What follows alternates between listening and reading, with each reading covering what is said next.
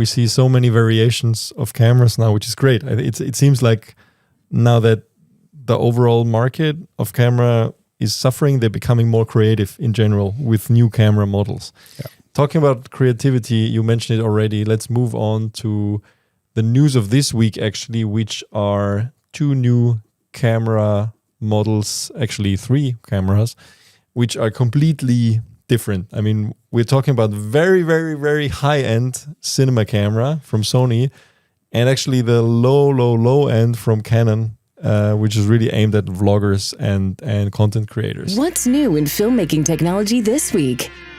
News, reviews, education, insights, opinions, and ideas from the CineD newsroom with Mino Leitner and Johnnie Bahiri. This is Focus Check, the weekly CineTech podcast. Welcome everybody to episode 57 of CineD Focus Check. Welcome back from Prague, Johnnie. Thank you very much. Nino, how are you? You can't say welcome back from London yet. Not yet. That would have been the next step. But, Prague is such an amazing town. So you were just in Prague for the FUJIFILM X Summit, where they just announced the GFX100RF, which we reported about last week. So now you have the impressions with the camera. You ran with it through beautiful city of Prague for a day. And what's your take on this rangefinder, large format rangefinder? People were commenting, it's not large format, it's medium format. Though then you always know those are the photographers commenting, right? Yeah, well, photography aside, and we have a lot of respect to our friends who are taking only photos, but I want to say that Fujifilm did a great job here. First of all, this camera looks fantastic. It's really amazing. Actually, I bought my daughter Instax Evo. They look very similar. The Evo and the Evo? Okay. And the GFX100 RF. But anyway, I'm sure the price is the same. Almost, yeah. No. But seriously speaking, the camera will come in 2 versions, one the black and the other one is silver black, and I really like the combination with the silver, although I didn't have it with me. But I think the real big thing here is actually the lens, this 35mm lens, which is equivalent to 28mm, is quite amazing. It's very small, and I think it's a beginning of something here for Fujifilm. I really hope that we will have a standalone lens, which will be exactly the same, hopefully, that then you can put it on the GFX100 for example. But now that we have seen how it's built, we know it can't work, right? Because it's kind of like protruding inside the body. Inside. But if you would have asked me if a large format sensor camera that size is even doable a few years ago, I probably would say, I don't know. But look, this is so small, and what was undoable few years ago is now obviously we can do it, or they can do it. So I really hope that Fujifilm will take notes here and. But you were still bored enough by the lens. No, wait.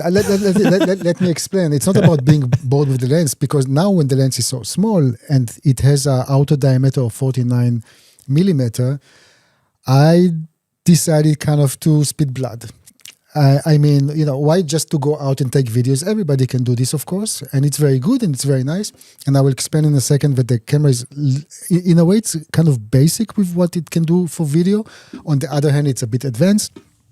But I decided to try and be a smart ass and add an anamorphic adapter to the camera. So I took the Blazer, which I brought with me. It's a 1.5 anamorphic adapter, and I managed to hook it to the camera. Because part of the kit that the GFX100RF will come with, there is this kind of ring that now you can attach external components, basically. So that's what I did. And, that was very interesting. First of all, I couldn't believe the amount of attention that the actual camera got, because it looked different. You can imagine so many people are running in the event with that camera, running in town, and suddenly there is something that looks a little bit different. And I got a lot of attention from photographers, actually, and that also made me very happy, because anamorphic for photography is not that common yet. Yeah, so I hope that our fellow photographers will actually experiment a little bit with taking photos with anamorphic lenses. But so what I did here, after attaching the camera, the lens to the camera, obviously the vignetting is much too. I mean, you can't use when you look at the full image, you can't use the footage like this. So That camera doesn't have IBIS or optical, any sort of optical stabilization system, but it does have the DIS, which is a digital stabilization. So what I did, I switched it on, and by switching it on, then I get a 1.32 crop. And this crop, from a limitation, it actually become a beneficial thing. So I was able to crop into the footage and lose most of the vignetting. And then I knew that in post, when I will de-squeeze the footage, I can literally discard 10% on each side. And that will bring the image to be clean.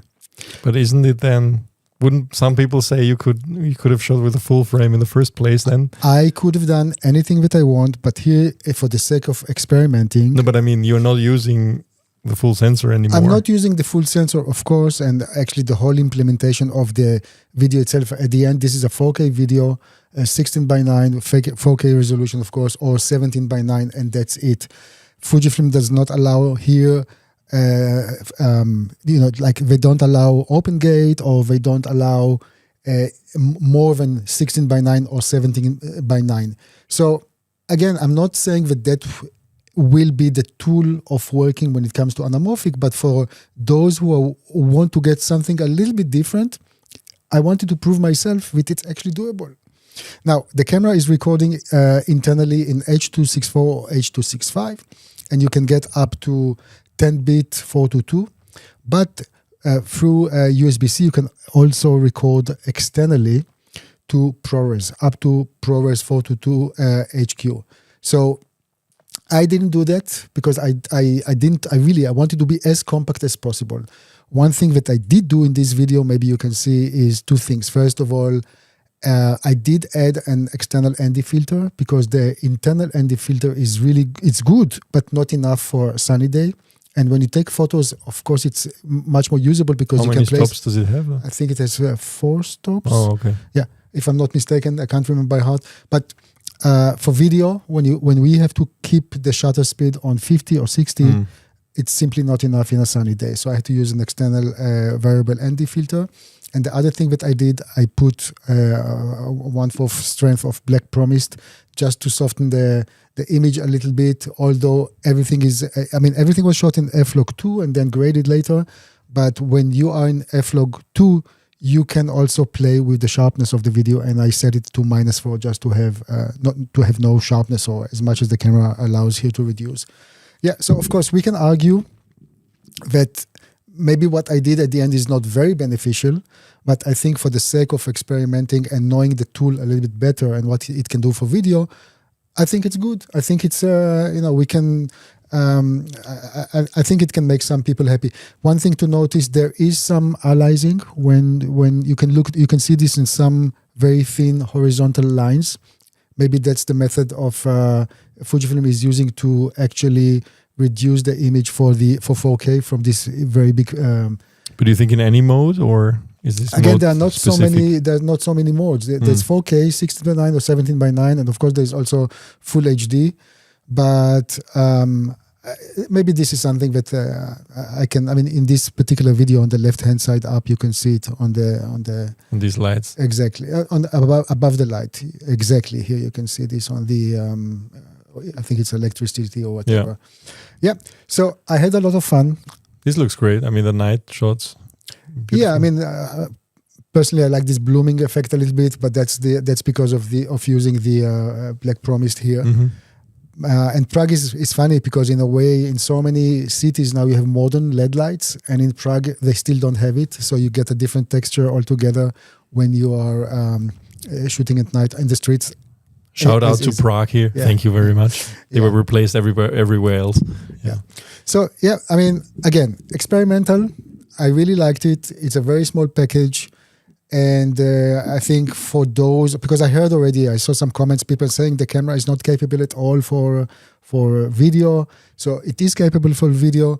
And if you're working in a setup for it like I did, I literally switched it to manual focusing because autofocus was not consistent. Of course, I didn't expect it to be consistent with this type of, with the adapter on the lens. And I set the 35 millimeters on infinity. And then I was literally playing with the adapter itself.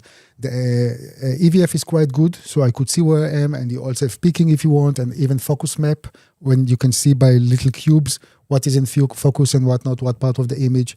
So all in all... Well, I think it's an enthusiast camera, right? I think nobody would use this as a main camera. You can't really, with having one focal length. Unless you're a street photographer, but I don't know any street photographer who earns the living with street photography. No, but for photo you can change. Again, you can't really change the length, but you can change the aspect ratios, and it's actually quite astonishing. Field of view, because it's 102 megapixels sensor, and you can play with that. And but you're still cropping into a lens, which is like... Yeah, but again, the results are quite astonishing, I have to say. The 102 megapixel sensor do allow a lot of versatility. Unfortunately, in video, it's not possible, and it will not happen. The only thing that might happen, I don't know if you noticed, but there's the normal F-Log and the F-Log 2, and there is not F-Log 2C, which is the newest one from Fujifilm that they developed actually for the GFX Eterna. And from what I understood, there was simply not enough time to implement that log picture profile in this camera. Hopefully, the team at Fujifilm will bring it maybe next framework, but of course we are not here to commit on anything. Yeah, interesting. I think it's a great way of proving what can be done. Like you said, like really is shrinking a medium format / large format camera into such a small package with a fixed lens is really aiming for those people who, we know the success of the X100 and 5, and then somebody who wants to have a small camera like that, but with an even larger sensor and a fixed lens. It's that for those people. It's a small niche. I mean, it's like it's almost. I'm sure they're also aiming for people who love Leica cameras, and it's the same as Sigma with a Sigma BF in a way. It's a niche product essentially, right? It's not the best camera in the world. It's not the most versatile camera in the world, but it's kind of like showing that we're moving away from these all-purpose cameras into cameras for specific purposes, because we know that smartphone has long taken over the low end of photography, and now they're, I guess, aiming for customer groups who want something more and are willing to spend more money for something very specific, which is actually like what Victor said when he was here, Victor Ha from Fujifilm, that people are looking for a specific purpose camera. They want the limitation, and I think this is a good example. I want to say two things about it. Today maybe it's a niche, tomorrow it will not be, because the technology is almost here, or it's here up to some extent, and I'm talking now about video, and that means that if Fujifilm will decide to make that camera with a V at the end, meaning a video version of it, I think it might be accepted quite well. Yeah, and I'm not talking if it's possible or not. I'm just saying that it's for me it's a proof of concept. You can do large sensor cameras that small now in such a compact size, very versatile and really easy to run and gun. And I think we are just saying the beginning. We are just seeing the beginning of something. That's one thing. The second thing, and that's regarding the price. In this event, next to journalists, there were many photographers, of course, but also vendors, like distributors. And I talked to some of the guys, and it was interesting to hear from them, according to what they say, that the market for cameras sub $1,000/euros is dead. What is really selling well is the expensive stuff.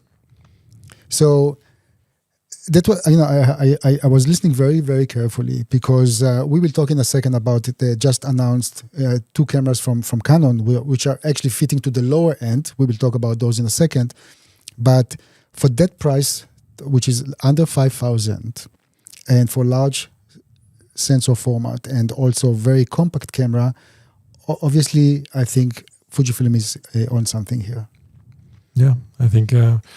interesting times indeed. I mean, it's like we see so many variations of cameras now, which is great. It seems like now that the overall market of camera is suffering, they're becoming more creative in general with new camera models. Yeah. Talking about creativity, you mentioned it already. Let's move on to the news of this week, actually, which are 2 new camera models, actually 3 cameras, which are completely different. I mean, we're talking about very, very, very high-end cinema camera from Sony, and actually the low end from Canon, which is really aimed at vloggers and content creators. And also price-wise, you see the huge difference here. Let's start with Sony. So Sony just announced, and when people see this, I'm just back from London. They invited us to be there at the Pinewood Studios for a press event announcing this camera. We got the information beforehand. When you see this, I'll already have touched it, and probably there's already an interview online or will go online very soon with a Sony representative talking about this camera. But they just announced the VENICE 2 mini extension system. So basically, no, it's actually called the VENICE Extension System Mini. Now, you might think, okay, we already had the extension system for the VENICE. If you remember, this was something that was used on Top Gun by Claudio Miranda, the DP. He used this in the cockpits of the F-16 fighter jets, I think. And of course, this allowed to detach the unit, like the camera head unit, in a way from the actual body where the recording happens through a cable. And now they managed to release a new version, which is 70% smaller. 70% smaller. It is the size of a smartphone. It's very small. You see how tiny and slim it is. And this has a couple of advantages. Of course, you're able to put it in completely different places. This comes with the 8.6K sensor, the same one as the VENICE 2 8K. There's a VENICE 2 6K and 8K. Now this one can, like this extension system, the mini extension system can be used with both the 6K and the 8K version of the VENICE 2. But of course it will make you a 6K VENICE 2 and 8K camera, because you will have the same sensor as the 8K version of the normal camera. Yeah, it's tiny. I mean, it's really the shape of a smartphone screen. So you can put 2 of them next to each other, and you will have the typical interpupillary distance of a typical human face, which means it's perfect for spatial recording. So one more thing, in addition to that URSA Cine Immersive that's around the corner, to shoot actually immersive video, probably also for the Vision Pro, because this will be 2x 8K. So actually almost the same as the 17K sensor, or probably the same from Blackmagic design, which, you know, like you will have one sensor with 2 lenses essentially. And in this case, you just have 2 sensors with the total amount of 16 or 17K resolution as well. Yeah, I think for the people who are in need of that, it's very, very relevant, because it of course makes you a lot more flexible. The cable will also be detachable, which I think was not the case on the predecessor. Now, I also, you know, take all of this with a grain of salt. We've never worked with it. You know, we've touched it, of course, but we've not reviewed it, and we've never worked with it. So if I'm wrong about anything here, please leave a comment or send us an email. But as far as I know, you were not able to detach the cable of the standard version as soon as you had it plugged into the main camera. Now you can detach it for rigging purposes, which of course makes rigging much easier. And it also comes with a set of ND filters. I think it's 8 ND filters that you can add, or 9 actually, 9 drop-in ND filters. They come as a set, including a clear filter. So that's very nice, of course, because that also can keep the size down. If you use cinema lenses, you don't have the ability to screw on a filter or something like that. You just use the drop-in filters, very easy. And there's an optional cable that's 12 meters long, which is extremely flexible. Of course, that means you can completely separate the body from the head. In this case, for example, they have an image here of the extension unit mini on a Ronin gimbal. So of course with a 12-meter cable you can go very far away. I think it comes included with a 4.5-meter cable, which is, you know, like good enough for many purposes. And yeah, I mean, that should really make the high-end filmmaking flexibility better. It's kind of like, you know, like, do you shrink the entire camera body, or is it good enough if you like you aim for the most high, like the highest quality recording mode, and you just keep the body and you just attach a cable, which of course makes a lot of sense for these things, especially if we talk about feature film production, where if you have a Venice as a main camera, of course that makes sense. I mean, you don't have to use a different camera for those shots where you need a smaller camera, and that makes a lot of sense, which makes everything easier in terms of color grading and editing and just the whole workflow, because you can stay in the same ecosystem. Sure, but now that we have, or Sony finished to develop the sensor bayonet part of the camera part, let's say the brain here, maybe they can really concentrate on a smaller body and then maybe mix them, attach them together. I think that's probably the next step, because if you think about it, imagine you had this small thing by itself able to record. If you need a mini cube camera, find another island to name the camera after, and then you have a new camera. Yeah. Well, you could probably, like if you manage to put in the processing in here that would allow you to, like compress it in some way. I guess what's not possible right now is have the raw codec, the XOCN codec recorded internally. But you're right. Other than that, like what is left in the main body? What is actually happening in the main body? It's all the connections, of course, which is important. You have all the SDI and all the other connections and timecode, genlog, all that stuff. You have the recording, of course, with their cards, and that's kind of it, right? I mean, what else do you have? No, I'm sure there's much more happening, but the thing is that for some purposes, maybe we don't need all of it.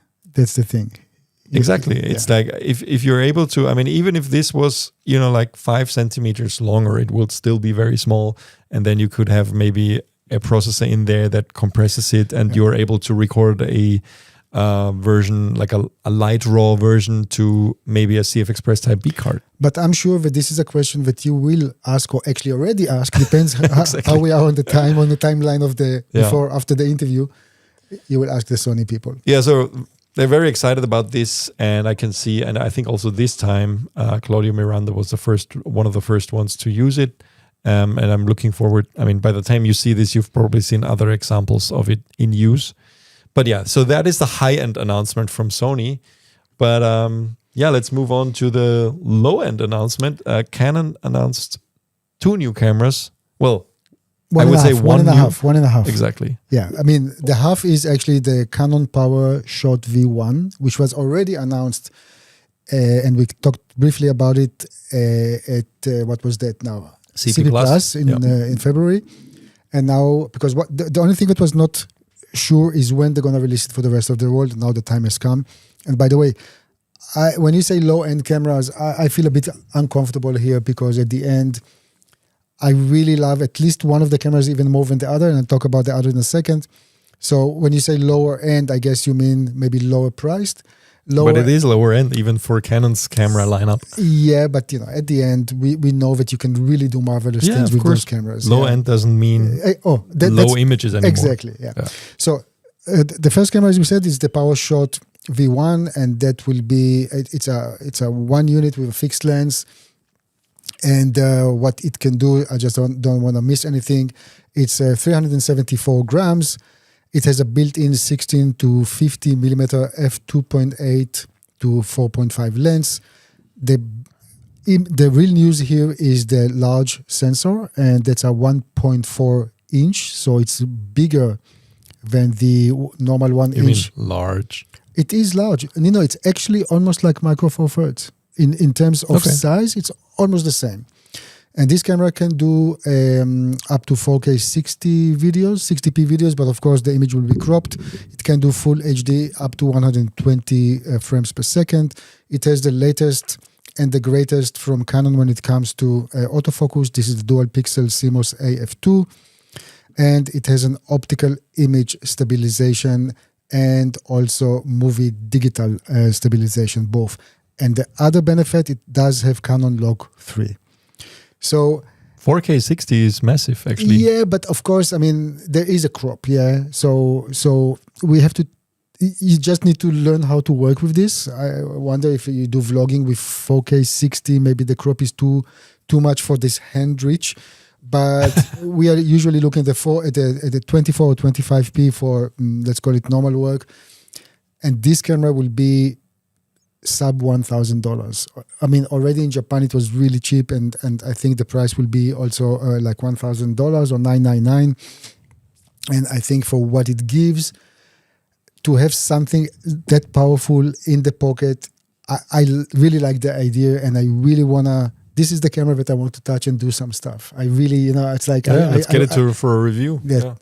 I mean, it's interesting that I don't even have a comparison anymore, because nobody else is making those cameras anymore. I think there is still a Sony in the market that is similar, right? I can't remember by heart, but this one will even have internal fan to reduce overheating. So literally, that's really very much video-oriented camera. Yeah, so they were thinking how you can record for longer period of time and so on. So I think they did a really good job here. But this V line is not just this one camera. They also announced another one.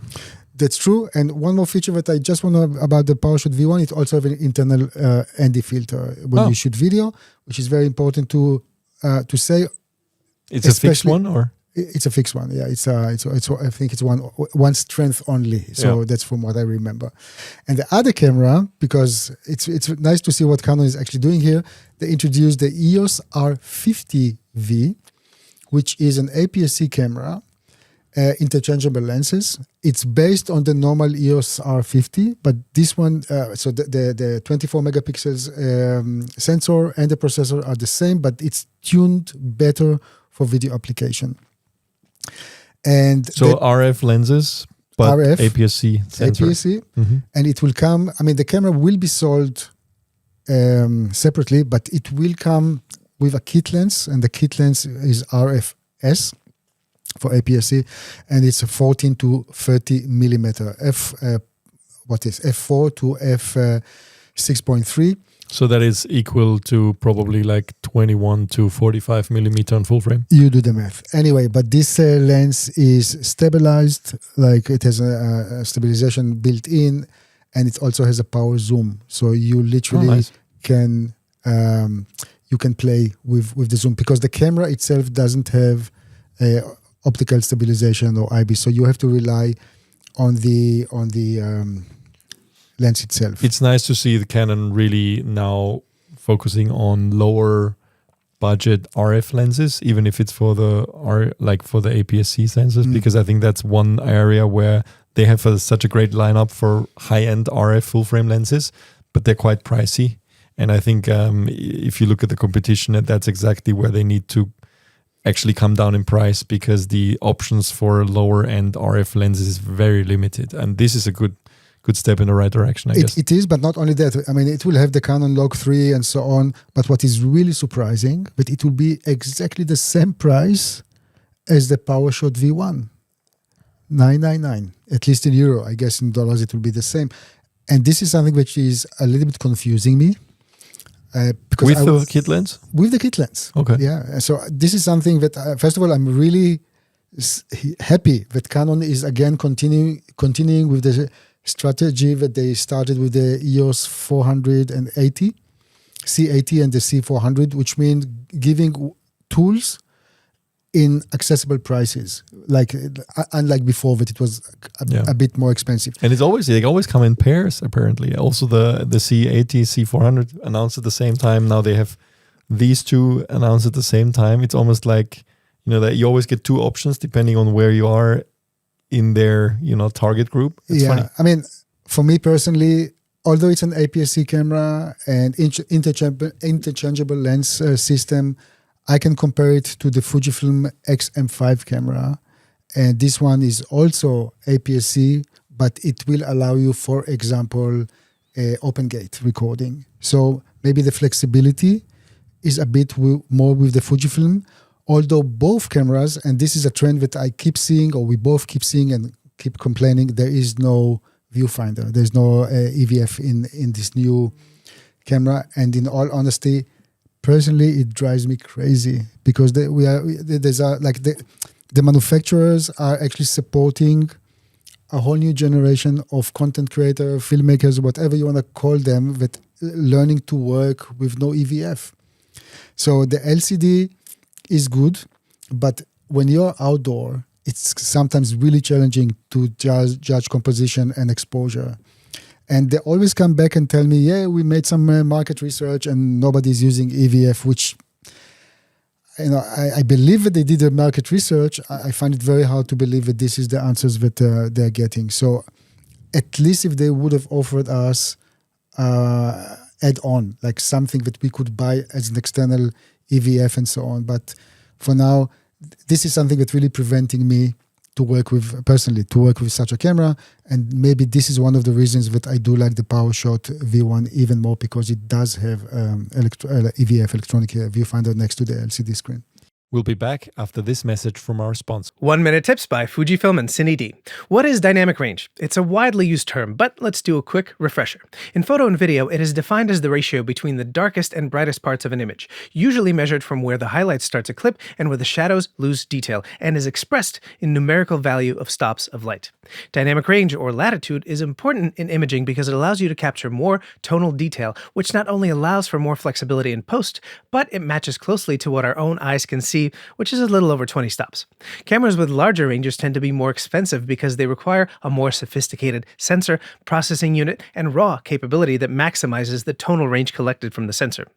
Consequently, dynamic range is also used as a marketing term to advertise those cameras, so practical dynamic range might not always match up to the advertised number, which was measured under optimal and controlled conditions. So, do your own over-under exposure tests to make sure the camera suits your project. 1 Minute Tips. Until next time. And now back to the show. Okay, that's enough cameras for a new camera announcements, but we also have a new lens from Canon, which is not a kit lens. No, it's not a kit lens, and this is on the higher end lens, and this time this is the RF 20mm f1.4 LVCM, and this lens is part, I don't know if you guys remember, but Canon already had the 24mm, 35mm, and 50mm in this VCM range. And this is kind of for video. And of course it has the red ring around it, which means it's for professional usage. And that also means that the price for this lens will be probably around 1,000, I don't know, 400, 500, maybe more. We don't have the final price right now, but that's a professional lens. So wide, it's a full frame lens. It's nice to see another add-on here to the variety of fixed length lenses. Yeah, and that also will come very soon in April.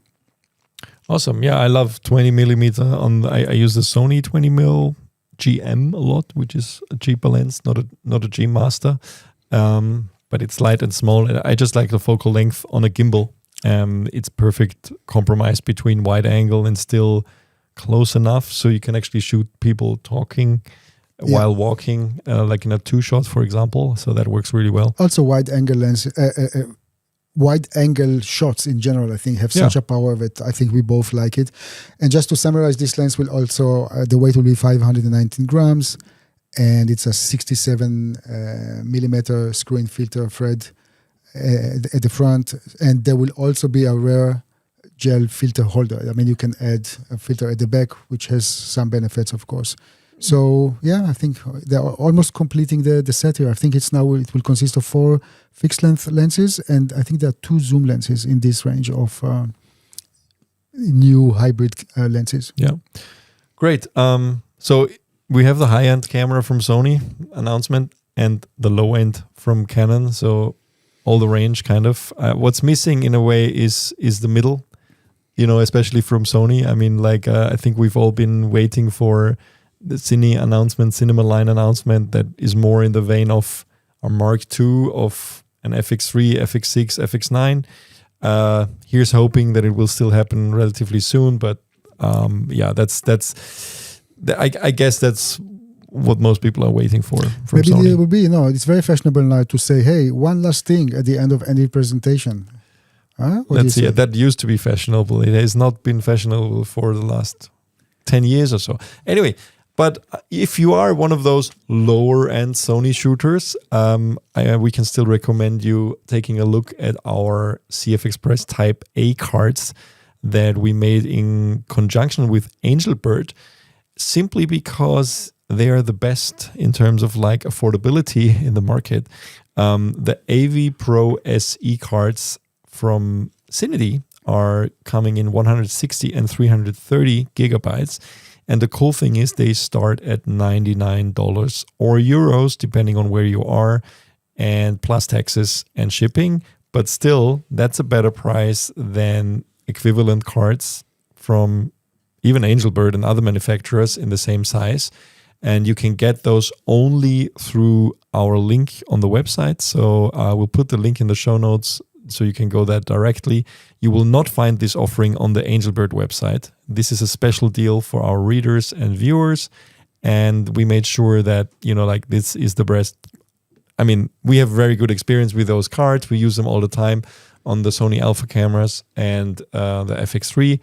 And now you have them with the CineD branding and at the best price possible. And if you are in the UK, those cards should be available soon during April. Yeah. So we will keep you guys updated because we keep getting emails from friends and people from the UK asking, can we buy those too? Yeah. Good. So the shipping and warranty and everything still runs through Angelbird. So you don't need to worry that you need to call us up if something goes wrong. You still talk to the manufacturer. It's the same as with any other Angelbird card. And the shipping and handling also goes through Angelbird. So head over to CineD through the link in the description to learn more about those cards and get a direct link to the offering. All right. More cameras? Not more cameras, but we were talking about high-end and low-end. And actually, I want to mention an article that I wrote this week about creator economy versus Hollywood. And this was based on Michael Cioni's recent keynote at the HPA Summit. That's a Hollywood organization. He was basically talking to a lot of Hollywood people and warning them that, the way they are working is in trouble. And he showed a lot of data on how things are going. One of the things that he was pointing out was the fact that now we have YouTube is the main source of content on televisions. Now, over 10% of people, over 10% of TV consumption, which goes in this broadcast category, is YouTube on TV. And if you look at the total TV consumption, the total YouTube consumption, over 50% of spent time on YouTube is now people consuming YouTube on TV. So no more on those small mobile devices, but on TV. And you told me the other day that you can see this on yourself, actually, that you're consuming. Well, yeah, of course. I mean, it's a typical, and the data shows that as soon as you watch something on a big screen with somebody else, you're more likely to watch Netflix or any other streamer. I mean, the traditional linear broadcast is just basically going away. I mean, the data shows that the average age of a viewer watching linear television is now, I think, 65 or 70. It's incredible. It's like the younger generation simply does not watch linear TV anymore because we are simply not used to these ad breaks anymore. Soon I can watch linear TV again. But it's basically, it's a complete generational shift. And we see how much those linear, like TV networks are under pressure also in terms of like their programming and so on. Yeah, they are scrambling now to get streaming offers online to basically get their content, into libraries all around the world. But basically what's happening is YouTube is taking over TV. And we see this also in the amount of content that is longer that's posted there, like the average watch time. We see this on our own channel, actually. I mean, I guess the podcast is partly to blame, but the average watch time of videos on YouTube is going up and up and up and up. It's not short videos anymore. And, and that is also because people are watching it on TV, and on TV you spend more time watching something. So what's happening in general, I understand from this talk, that the dear people in Hollywood, in some ways, they are still living in the old world. That's correct? Well, the thing is or also not that adapting fast enough, or not recognizing the lower end content creators that literally can take a camera and do a very nice story, and tomorrow it's in YouTube. Michael's point is basically that even though in terms of production quality, of course, it's very hard to compete with Hollywood budgets, but the reality is everybody is competing with everybody, because what you're competing for is time, people's time. And there's only so much time we have to look at screens every day. It's a lot of time that people watch screens, right? We watch whether it's laptops or smartphones or televisions, to the smallest degree, theater screens, and declining, unfortunately. But essentially, you're competing for that time. I always have the choice. Am I going to watch something highly produced now on a streaming network, or am I just tuning into YouTube? And that's the thing, right? It's and the people who are creators on YouTube and really digital natives are kind of using lower end, quote unquote, lower end devices that are now, as we talked, in image quality almost indistinguishable in many cases. And Michael is actually making a point where, I mean, of course, like everything has to be taken with a grain of salt. But what they were trying, he and his team behind Strada, the AI startup that we reported about before many times, we also talked to Michael. They compared the Arri Alexa, the iPhone 16, and the FUJIFILM GFX100. And of course, they rigged up the iPhone with a cinema lens and so on. They were just trying to recreate the same quality image, the same look, with a very, very low-end device, essentially a low-end camera, which is the iPhone 16, and cut it together. And it was literally indistinguishable in the video, right? Just to prove a point that the differentiating factor is not the technology anymore. It's simply not. I mean, of course, not everybody can go out and make like highly produced Netflix series or whatever, because it takes a million things more than just the actual technology. But the technology itself is not the differentiating factor anymore. His point being that you can build up a huge following through YouTube and other, like creator economy technologies or platforms like Instagram. But you don't have the barrier anymore, because this moat that existed before was that the distribution wasn't there, right? When we grew up, we simply were not, even if you were the best filmmaker in the world. What then? Yeah, what then? You make a great film, even if you managed, at that time it was super expensive, even if you managed to make something great, you didn't have the distribution. You were not able to get it in front of people's eyes. And now with the internet and especially YouTube, you have that. And it's simply, Hollywood hasn't adjusted very much, right? The technology has advanced, but in the way it's working, the distribution and everything is very much 20th century in a way still. And his point being that the whole industry needs to adapt. And they also, I mean, one point being Hollywood needs to influence the influencer, because also, of course, like if you're not a filmmaker, I think we, CineD, really target professional filmmakers. But we also know a lot of people who come from this creator economy who do not even call themselves filmmakers, but they are shooting video every day, and they might lack some of the complete basics that are kind of like, clear to us, like log shooting, dual system sound, color correction, all those things. And his point being, like, actually, we should try to educate these influencers to actually make better quality video, so you don't actually see the microphone hanging down your neck and stuff like that. I mean, that it's a very, very interesting talk. It goes on many, many levels. I mean, I'm just literally scraping the surface here. Sure. Wrote a long article on his talk, and just head over. We put the link in the show notes. It's a 30 minutes presentation, and definitely worth seeing, especially. Doesn't matter on which side of the equation you are, like, I mean, we all can close our eyes and say this is not happening, but it is happening.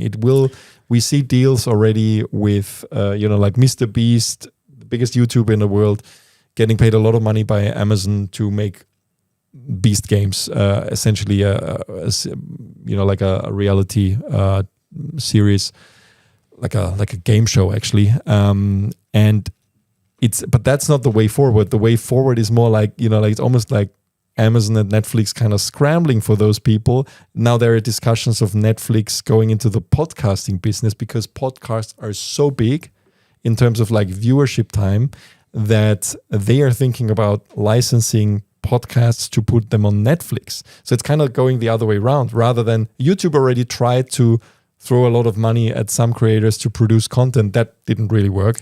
So now it's the other way around. Now it's the big streamers kind of trying to throw money at the podcasting business to get some of that YouTube business. So it's like... Many of the things that Michael talked about, we knew already, and actually internally we're discussing them quite a lot. I really hope that in Hollywood, people will try to refocus again and define their mission and what they are after, what they want to achieve. The way it was up until now probably will not continue.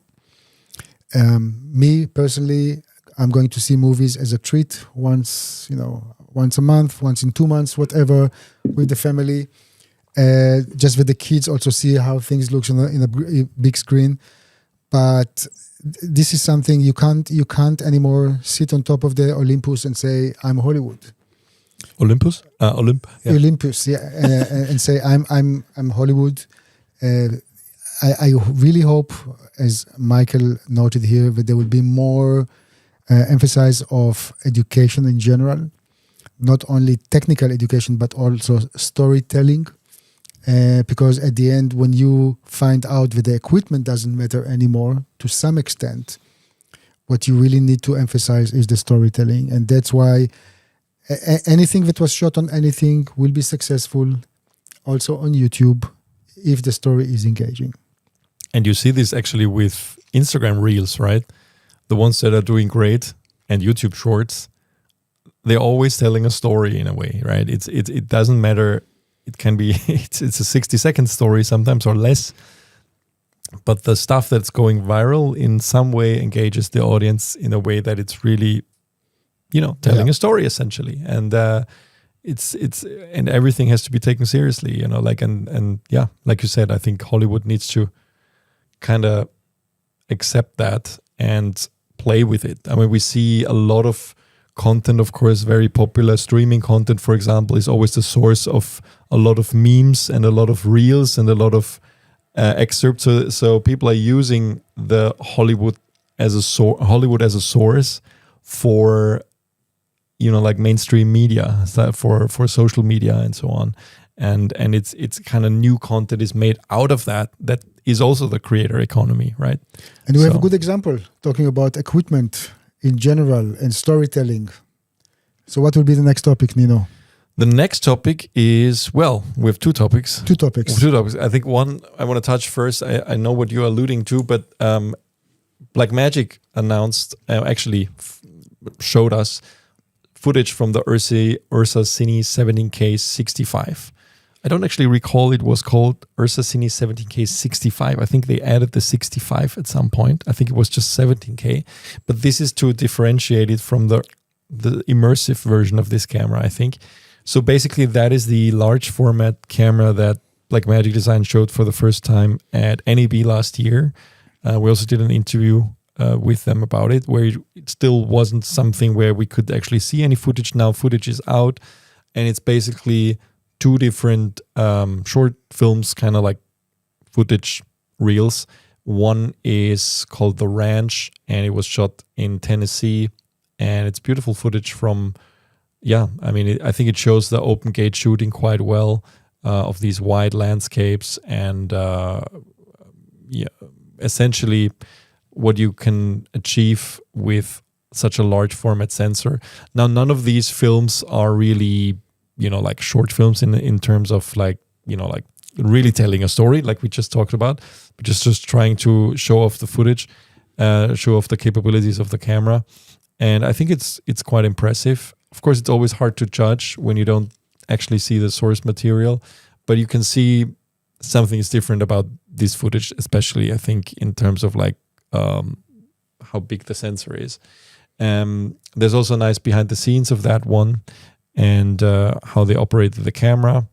And then there's a second short film which was shot in Iceland. It's called Iceland. Honestly, I don't think it's selling the camera as well as the other one. I just think the footage is, it's probably a little bit of a lower end production than the other one was. There are some very nice shots in there for sure. And you can see they show off a lot of the slow motion, like doing 100 frames per second in 8K, stuff like that. Looks really great.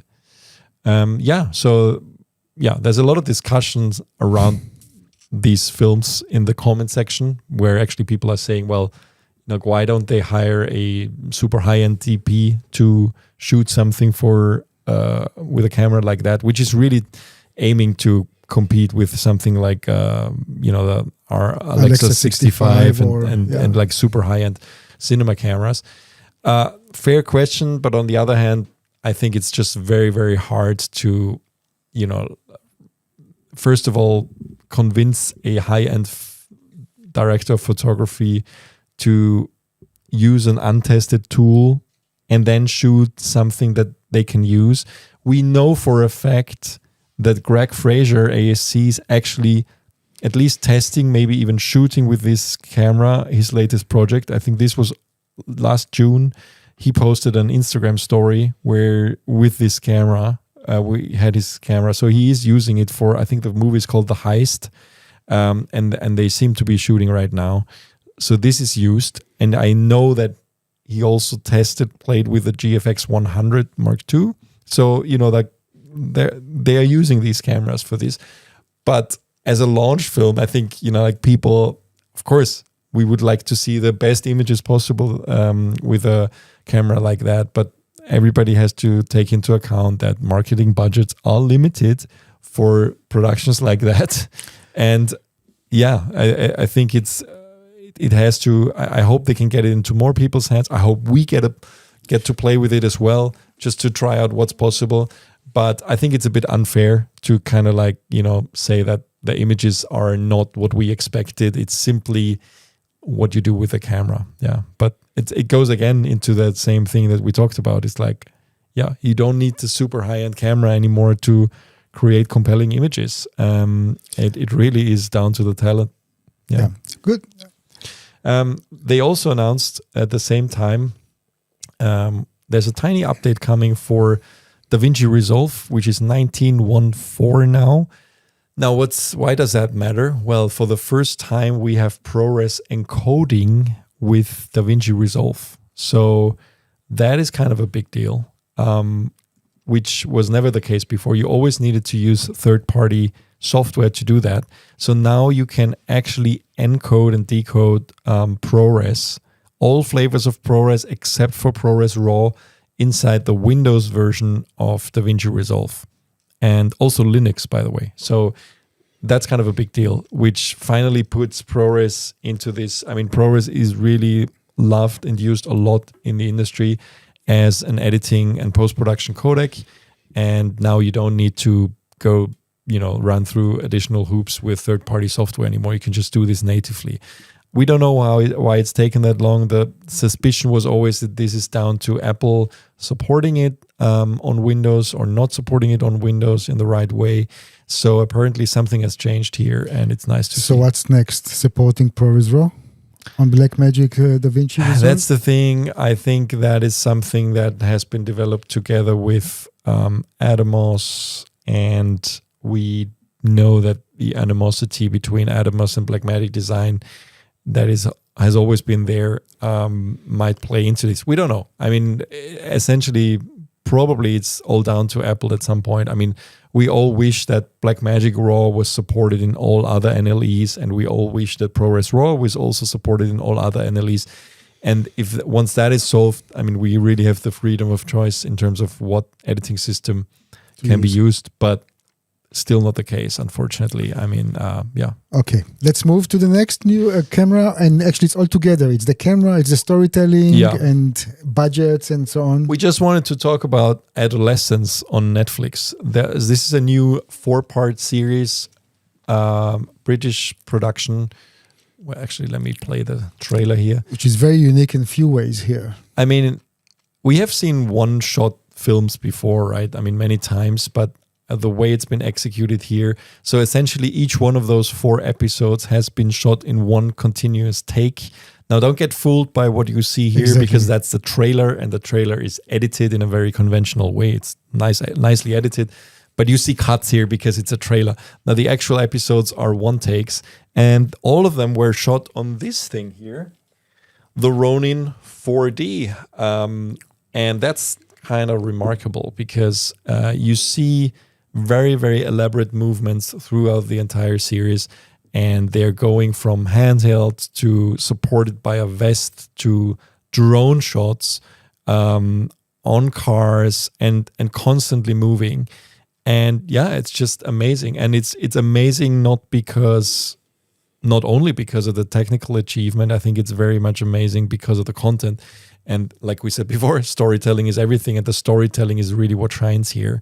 And you can tell that this whole method of using these long one takes, I think, really lends to the series, because the topic is a very difficult one. I mean, it's basically dealing with teenage murders, a stabbing.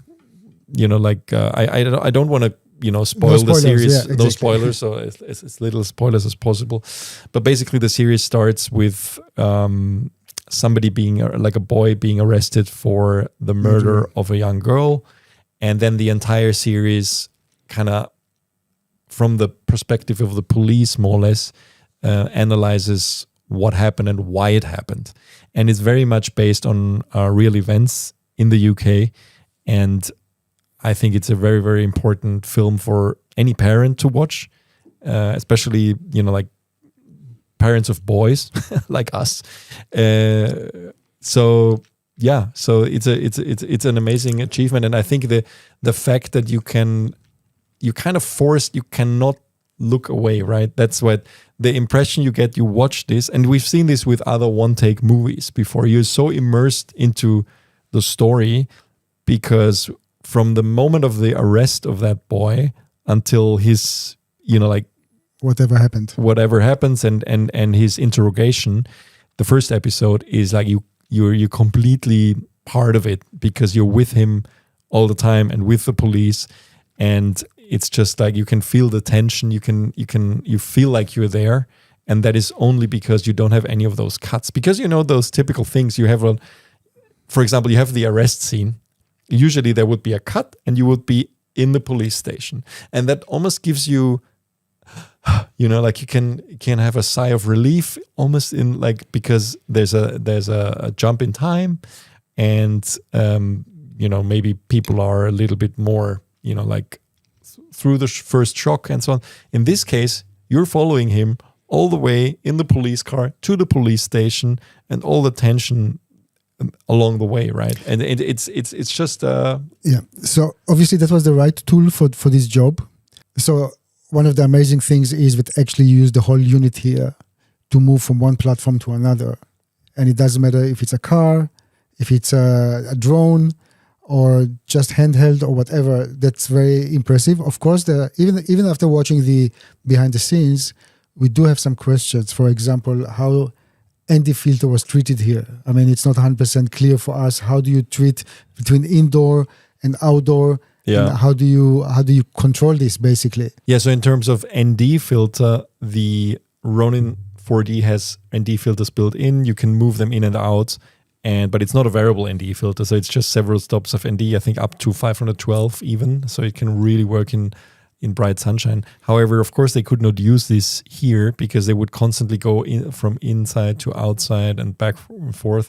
So I think they used a variable ND in front of the camera. So I think they used a variable ND filter here. If you look closely, you can kind of see that there's a filter in front of the lens, We don't know which lens they used. I wasn't able to find out. It might have been something, like the native DJI, the 17 to 28, which would be perfect for that. That is exactly, and it's, I think focal length wise, it would make sense. It's also servo zoom, so you can, I don't think I've seen any zoom, at least in the first 2 episodes, but I think those can be easily hidden if you're doing this during a pan. But it looks like this is a variable ND in front, which is somehow electronically controlled by an AC. What's interesting is, there's a lot of questions, of course, and I saw Netflix UK and Ireland. I had a Twitter Q&A, and some people asked how they made sure that no crew was in shot. So what happened is basically in those mass scenes, like for example in the second episode, it plays in the schoolyard with 300 extras or something like that, and sometimes the crew would be in costume, so they would just blend into the image. I saw a policeman or woman, I can't remember, and that was actually part of the crew, because you could see 1 second he or she is in the scene and then coming to help the DOP. But another thing that was really interesting for me, you don't lose any focus. So is it all relying on the LiDAR here? No, I'm sure this is just full because focus. we can see also the LiDAR on top still being there on the image that you showed. I don't think that's the LiDAR. I think this is something. It's very hard to say. It's very evident in some of the top shots. You really see this part. Maybe they use the LiDAR. I don't know. It's a good question. They can use the assisted manual focus, this AMF mode, which is kind of like a mixture between autofocus and manual focus. And I think it would make sense. On the other hand, the LiDAR really only works if you have close focus. Like as soon as something is further away, the further something is away, the more shot. Difficult will be. Yeah, here you have a good example of focus all the focus pullers and other operation remotely, and that is something that really, and you see them all using the DJI transmission, which is so amazing about this system. I said when I reviewed this that the most impressive thing about the entire unit is not only this arm, which gives you this 4th axis stabilization, which actually allows for those completely steady shots which don't look like gimbal shots. It's actually also the built-in wireless transmission, which is just sandwiched in between the battery and the body here, which means that without additional bulk, you have wireless transmission built into the camera, and it works remarkably well. I've used this on a concert shoot where the Teradek crapped out and didn't work anymore because there were so many people in the room, and this one still worked even though there were thousands of people in a hall. And the great thing is also the range, and the latency is a little bit lower than it is on a Teradek, because of course Teradek has this patent. Lower or higher? Well, higher. It's actually worse. Yeah, it's not as good as on Teradek. That's what I wanted to say. But the reliability of the connection is better, and it actually also penetrates through thicker walls and stuff like that. So that works really well. And that's actually something that they pioneered with this system. Of course, they learned a lot from the drones and put it into this camera. And then later on, the transmission also came out as a standalone product. Also, when you look at the wireless monitor, you can operate almost any aspect of the camera through the wireless monitor, which of course they also used on this, because this would allow you to do a lot of things that the operator really has to concentrate on operating here. And also, of course, because the takes are so long, the stakes are really, really high for the actors. Because imagine you kind of mess up a shot, which is an episode, at the 55th minute or something like that. You will have to start over again. And we see this when we look at, because they published actually how many takes it took to make each episode. Now, the first episode, they used the second take, which is amazing. They literally, the second take that was ever shot on this show ended up being episode 1. But it got a lot, it took a lot more time for episode 2, for example. Take 13 was used for episode 2.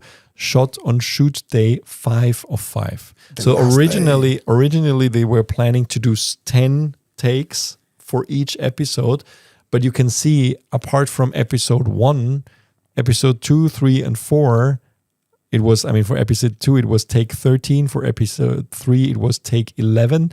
And for episode 4, it was take 16. And episode 2, 3, and 4, each one of those takes was shot only on the last of those 5 days each, right? So imagine how long it took. And, people must have been really tired by that point.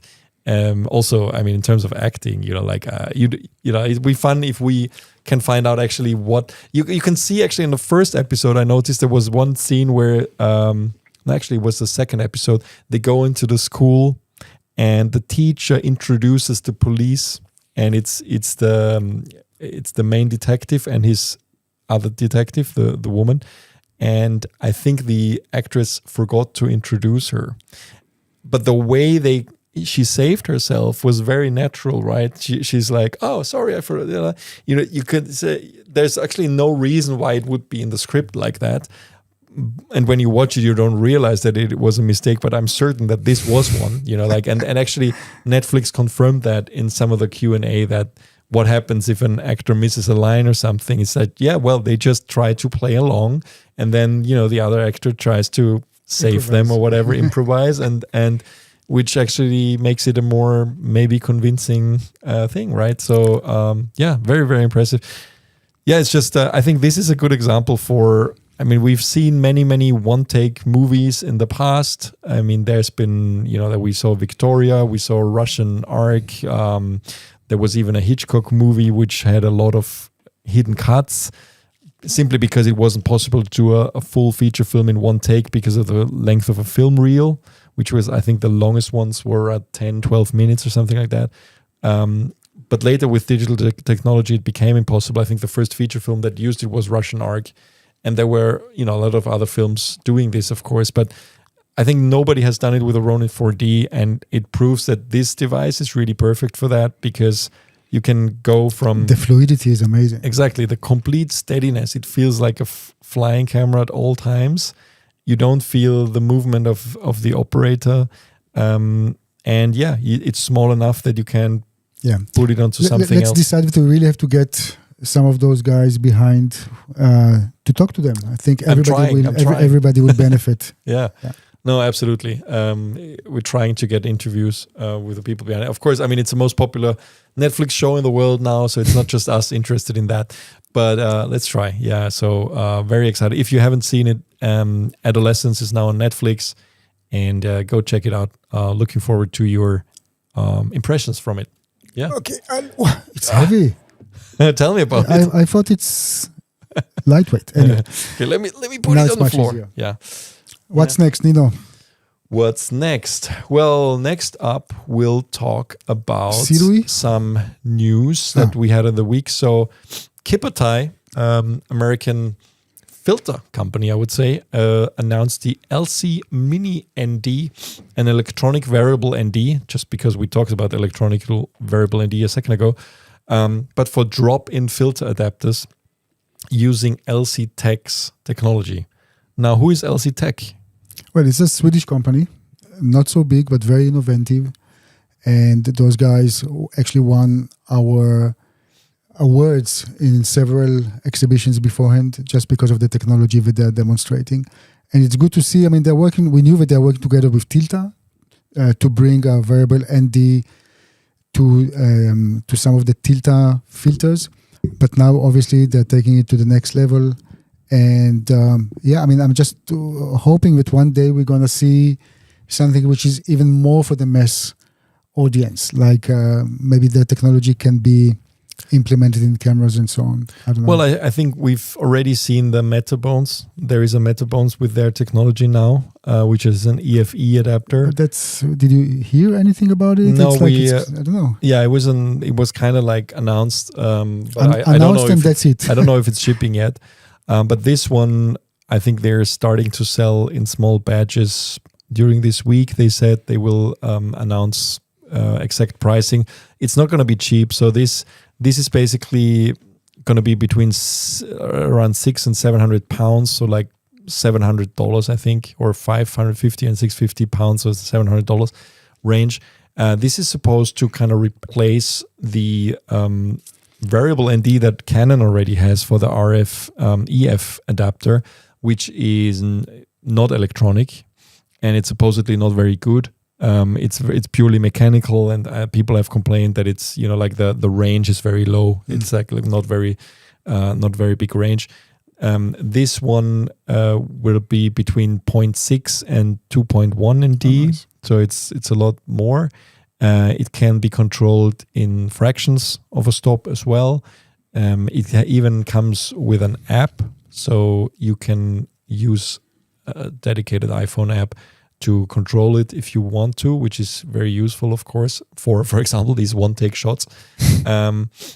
It's perfect to adapt a EF lens to an RF mount. So, for example, for RED cameras, and it's machined aluminum, so it's one piece. And there was a live stream that we embedded, actually, where we got the news from KipperTie. It looks like a very, very high quality device, much more so than the original Canon one, which seems like, you know, the adapter is the main product for Canon, but they kind of added this variable ND, but it's plastic essentially, and you can only operate it directly on the filter. And this one even works through an app and can also be remotely controlled. It's a very, very nice development, I think, to actually have the ability to have an electronic variable ND in a camera that simply doesn't have one. So if you're using EF mount lenses on a RED camera with RF mount on the V-Raptor or whatever, this is a very, very good choice, I think. Yeah. Good. LCminiND there should be more details on the KipperTie website anytime soon. Just check out our article if you want to learn more. And then we have SIRUI joining the L-Mount Alliance. What does that mean? Well, I guess that users can rejoice. It's very nice to have another lens manufacturer, that this time from China, joining the L-Mount Alliance. If you don't remember, the L-Mount was created by Leica, and together with Sigma and Panasonic, they created an alliance. That was, I think, in one of the last Photokinas, if you remember. We were actually attending this press event. Ancient times. And so since then, of course, everything moved forward. But one of the things that users always complained about, that there are not enough certified lenses. And I think we have to really make it very clear. Just to make an L-mount lens, maybe it's easy. But when it comes to autofocus lenses, it's becoming crucial. And reverse engineering is not a desirable thing. You're also infringing somebody else's proprietary copyright. Exactly. So we really can see a trend with many companies that want to do this in a legal way. And so that means you can have autofocus, you can have all the electronic controls through a lens. That's right. From upcoming SIRUI lenses. That's right. So I think 2 lenses are already kind of certified. There is a link in the article somewhere which lenses are certified by now. Here. You see here? No, one more down, I think. Yep. So in this link, you can see the 20mm anamorphic lens and the 40mm anamorphic lens. Those are the first ones that are being certified. But they're manual lenses. Those are this is the autofocus lenses. Autofocus. Yeah, nice. This is the anamorphic autofocus lenses, the 133. But from that point onward, we're going to see many more lenses being out. I mean, you guys know, that some of the lenses that SIRUI presented were actually lacking the L mount, and many people ask, where is the L mount? Mm-hmm. So now we can do the 1+1, and probably they didn't want to come up with the L mount until this announcement is out. And now that it's out, I guess we're going to see more lenses. Very cool. Great. Let's move on to a news piece that we published on Jim Jennard, the creator of the RED company, of course, RED cameras. Now, you guys might remember we reported about Eddy AI, this editing assistant that's out there. These guys started a newsletter, basically, and in that newsletter they want to highlight stories from our industry. And which is a welcomed initiative, actually. Exactly. And one of the first ones, or the first one actually, that they made was quite an in-depth piece on Jim Jennard. I think they even talked to him, right? From our sources, and we approached to ask them, they said that they did have a person who talked to Jim about this, and this is not an AI-generated piece. Like, we got some comments. Yeah, something is called like something AI. It's like, oh my God, this was written by AI. Yeah. No, it's nothing to do with that. Yeah. And I also want to separate between, because in some of the comments, of course, people are highlighting the whole patent issue we've read and so on.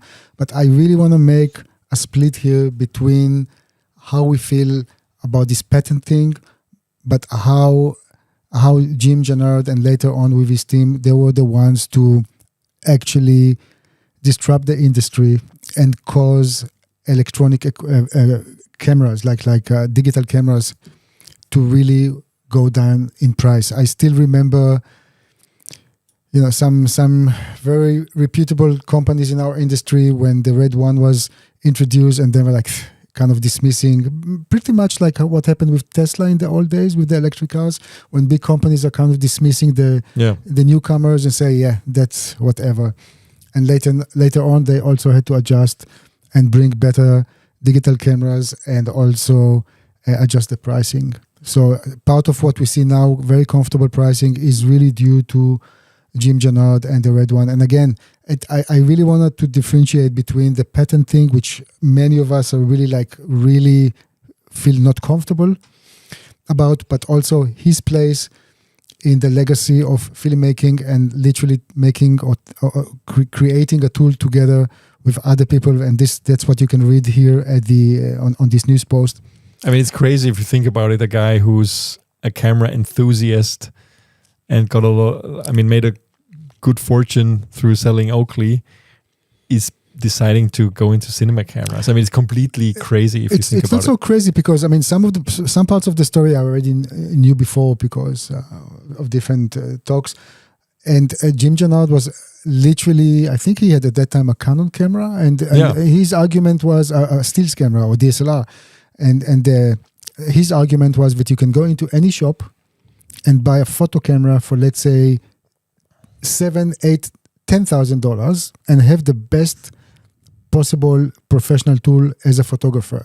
You couldn't have done the same for filming. I mean, there was a maybe DV at that time was very famous, but you could not you couldn't go beyond a certain point without spending a fortune. And that's the thing that he decided to tackle together with other people.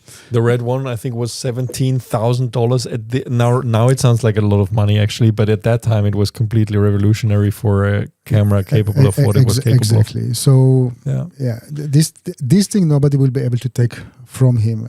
It was called OCam at the beginning. Did you know that? No, there are a few things that I didn't know about the OCam story, and I didn't know before about it was called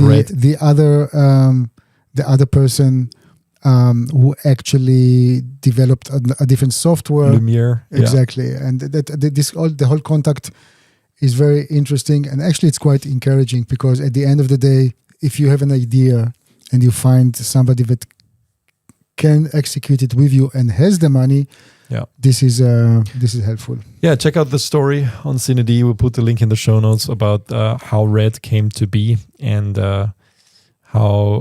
how he got Hollywood to leave film behind, essentially. Yeah, that's what it is.